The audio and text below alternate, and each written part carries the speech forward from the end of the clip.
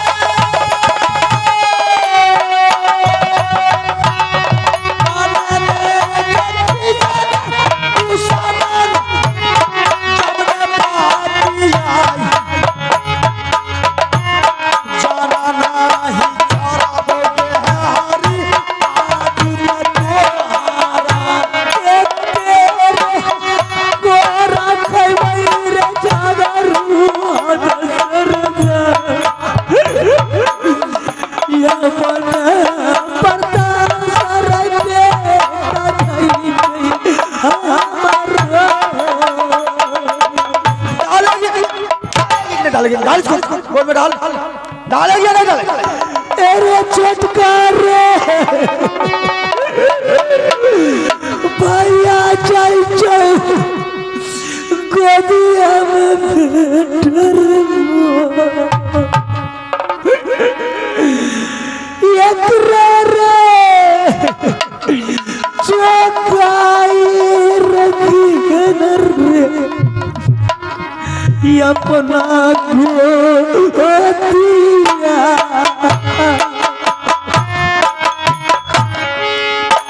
किया गे वो जाना दे दुलारा के बेचा किया गे वो जाना भैया गे दुलारा भूखा जा बाला बेटा खेला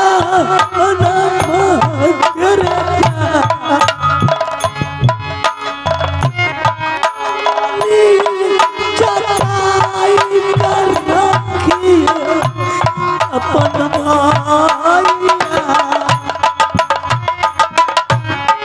चाला चाला चाला दुश्मन कैदा घर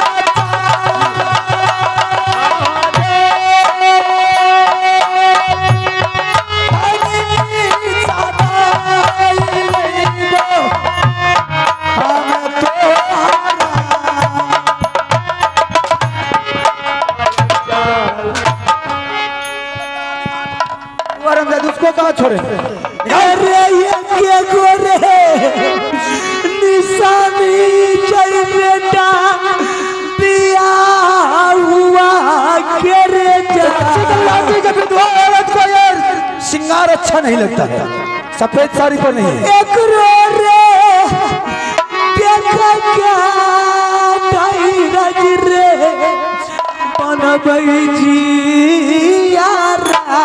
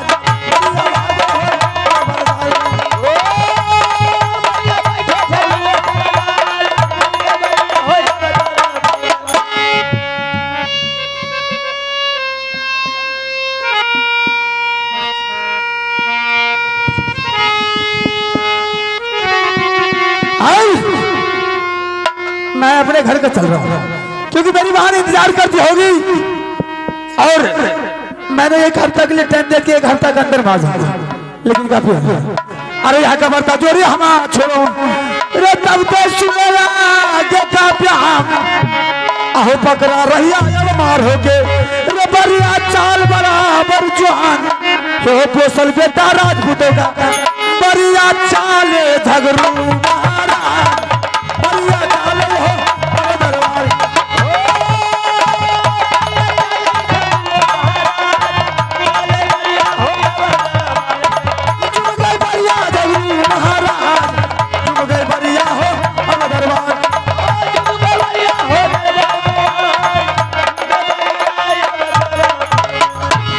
बहन बोली थी कि मैं आपका इंतजार करती रहूंगी दरबार में बैठी बैठी, पगली इंतजार करके शायद चली गई होगी। ठीक है, थोड़ा सा और आवाज लगाते हैं, तो भी तो जरूर मुलाकात करने के लिए बाहर हो जो सुना ले पिजामा गे सुकुमार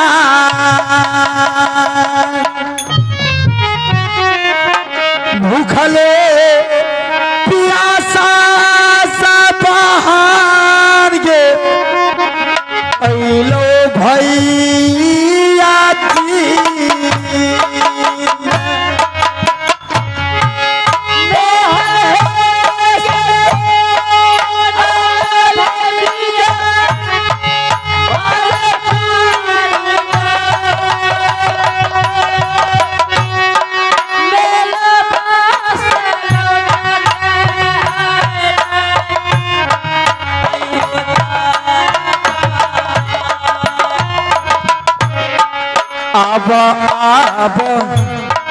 अब बहन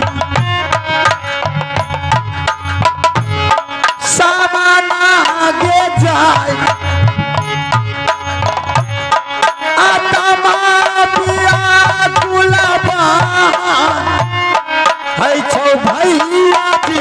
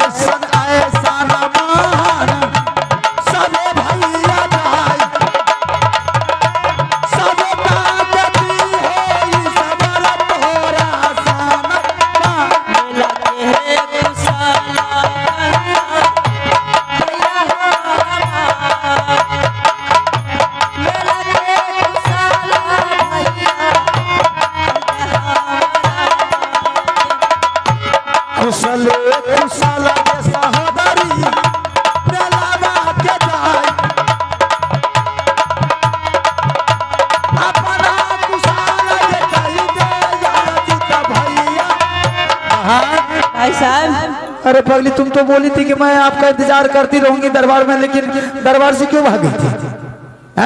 दरअसल भाई साहब आपके लिए हम खाना बनाने के लिए गए थे। अच्छा अच्छा, खाना बनाने के लिए। आज सोची कि अब तो भाई साहब आने वाले हैं, शायद खाना मांगे तो क्या करके देंगे? खाना तो हमारा बना रही है, पहले खाना ला, उसके बाद दोनों भाई बहन बैठ करके बात करेंगे मेला के, उसके बाद खुशखबरी सुनेंगे। नहीं भैया, पहले आप गले की हार दीजिए तब मैं खाना दूंगी। अरे पगली टाइट होकर के बोल रहे हैं, इतना लड़म से बोल रही है। पहला बात कहने रहना से अब आज एक काम छे बहन हाँ जैसे मेला मैंने पहुंचा, नाना प्रकार के वहां पर चीज बनी हुई थी, देश देश के मुगल पठान बीच बंगाली सभी कोई बैठे हुए थे। वहां राजा महाराज का सभा लगा हुआ था, सभा लगा हुआ था। उस बीच में जैसे मैं पहुंचा तो सारा राजा महाराज उठ करके खड़ा हो गया। खड़ा होने के बाद मेरे सम्मान किया। मैं उस सभा में बैठ करके सारे आदमी बात किए और बात में ज्यादा टाइम लग गया। वहां तुम्हारे लिए वो संदेश जो था, संदेश से भूल गई पगली। भूल गए। हाँ कोई बात नहीं, भूल गई तो क्या हुआ। हम इनसे इतना स्नेह करते हैं और ये भूल गए हैं। चाहिए हम आपसे बात नहीं करेंगे। अरे भले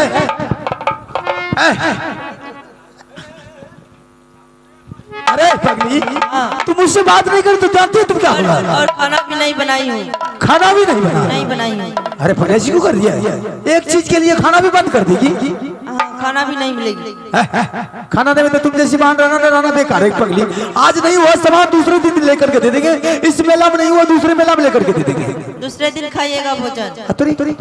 कर आज जब सामान नहीं हुआ तो दूसरे दिन खाना खाना भूख लगा खाना खिला दिया। नहीं है खाना, हम बनाई नहीं बनाया। नहीं। पैसा से दुकान से लिया? क्या पैसा से दुकान से लिया खाना? दुकान से लेकर। हाँ। जाइए कौन मिलता अभी सुबह अच्छा, सुबह। अच्छा मतलब जब तक तुम्हें सामान नहीं मिलेगा तब तक सही हाल तुम नहीं बताइए। नहीं मैंने तुमसे वादा किया था रे। अरे पगली मैं तुम्हारे लिए तो अपना जान भी कुर्बान कर ले। अरे अरे पगली नादान, बड़ी खुश नजर आ रहे हैं। अरे पगली तुम्हारे लिए तुम्हें अपना जान भी कुर्बान कर दे। देख भाई चल अब पहले खाना बना। ठीक है। चल चल बहन रसोईया का चल चल बहन गे रसोई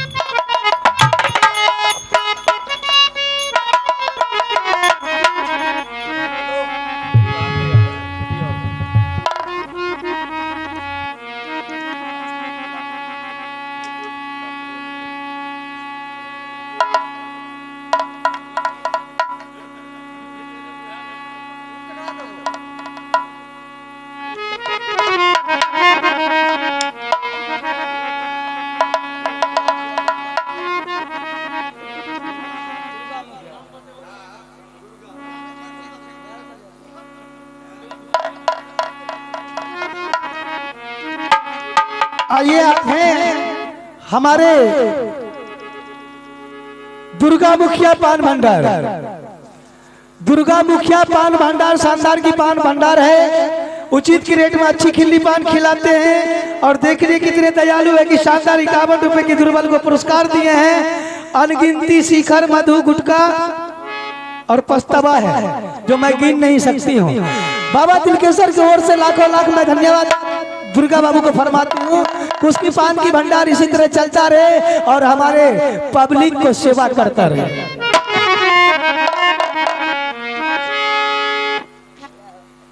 दिल का खिलौना मेरा टूट गया, कोई लुटेरा आके लूट लिया। बेटा जब तक तेरी माँ की घाट में प्राण देगी मैं तेरे पीछा नहीं छोड़ूंगी। तू जहाँ कहीं भी है बेटा, तू चैन से रहना, सुख से रहना, सबर से रहना। तेरी माँ आ रही है मारो किला। जगवा मेरी जान ले ले या मुझे छोड़ दे, लेकिन मैं तुझे पीछा नहीं छोड़ूंगी। अरे चाचा चैना रही बेटा, पीछा पीछा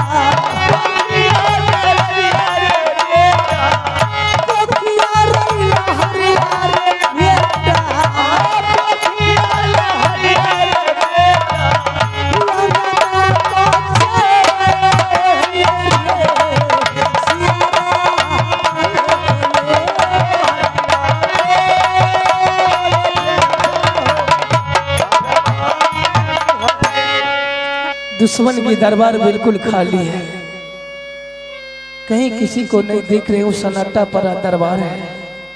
किसको मैं आवाज लगाऊंगी? इसकी घर में एक सती बीजमा बसती है, उस बेटी बीजमा को मैं आवाज लगाती हूँ। अगर उसके दिल में गंगा वास्ता होगा तो मेरे बेटा मेरे लाल को जरूर अमानत कर देगा। मैं सारी दुखनुमा उसे बताऊंगी। अगर वो माँ दुर्गा की सही भक्त होगी तो मेरी सारा जरूर करेगी।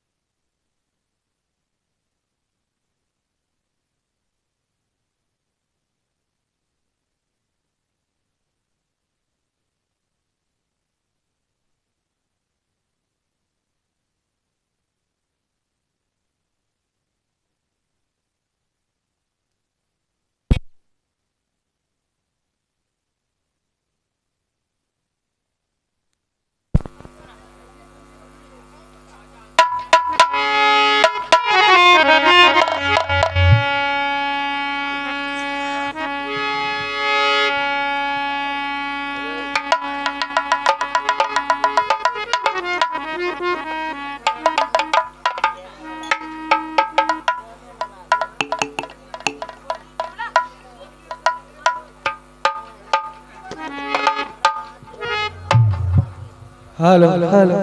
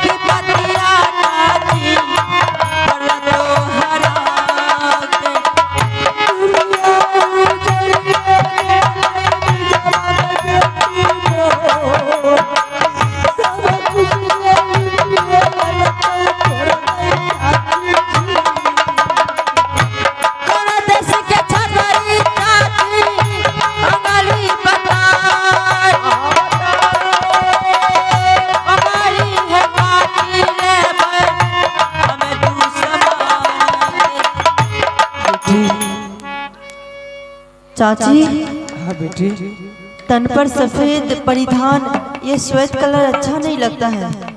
क्या करोगे बेटी, ये तो भगवान की मर्जी है, प्रभु का लीला है। तुम्हारी चाची के लिए ऐसी हवा की झोंका चली, पल में सब कुछ मेरी उजड़ गया। क्या हुआ? मैं तुझे नहीं बताऊंगी बेटी, मैं तुझे कष्ट में डालने के लिए नहीं चाहती हूँ। नहीं चाहती। भले माँ तुम्हारी दुख काट ले, लेकिन कोई माँ ऐसी नहीं है कि अपने बाल बच्चा को दुख में डालने के लिए चाहती है। चाची, ऐसा कौन था पापी, इतना घृणा रहित अपकर्म किया है? मैं भी तो जानू। तुम सुनने के लिए चाहती हो? हाँ। अगर ये दिल की बात, ये दर्द भरी कहानी मैं तुझे सुनाऊंगी तो तुझे यकीन नहीं होगा, ये चाची को बदनाम कर देगी। अच्छा बेटी, हाँ। इसे कहते हैं कि मुझे तो अपनों ने लूटा, गैरों में कहाँ दम था। मेरी किश्ती बांध डूबी जहाँ पानी कम था। क्या हुआ चाची, साफ साफ बोलो। उस समय की बात है बेटी कि तुम्हारा भाई करिया झगरू और मेरा बेटा आला दोनों एक बगीचा में टकरा गया, एक भदैया पे आम की खातिर। मेरे बेटा की बदन पर सैकड़ों कोरा मार कर झगरू ने मेरे संदेश को भेज दिया। सारी बात को बर्दाश्त कर ली मैंने कि चल, दोनों भाई नादान था, आपस में झगड़ा किया तो कोई बात नहीं है। तुम्हारे पिताजी, तुम्हारा भाई ने एक झूठ मूठ कर लेटर लिखकर सोरली किला भेज दिया कि मेरा अब अंतिम संस्कार होने वाला है भाई। अगर भाई से भाई मिलने के लिए चाहते हो गला गला तो तुम फौरन मारो किला पहुंचो, साथ में तुलसी अध्यापन जग कर रहा हूँ, उस जग में भाग ले लो प्रसाद खाने। अच्छा, ये तो अच्छी बात है। मैंने स्वामी जी को लाख बार मना करती रह गई।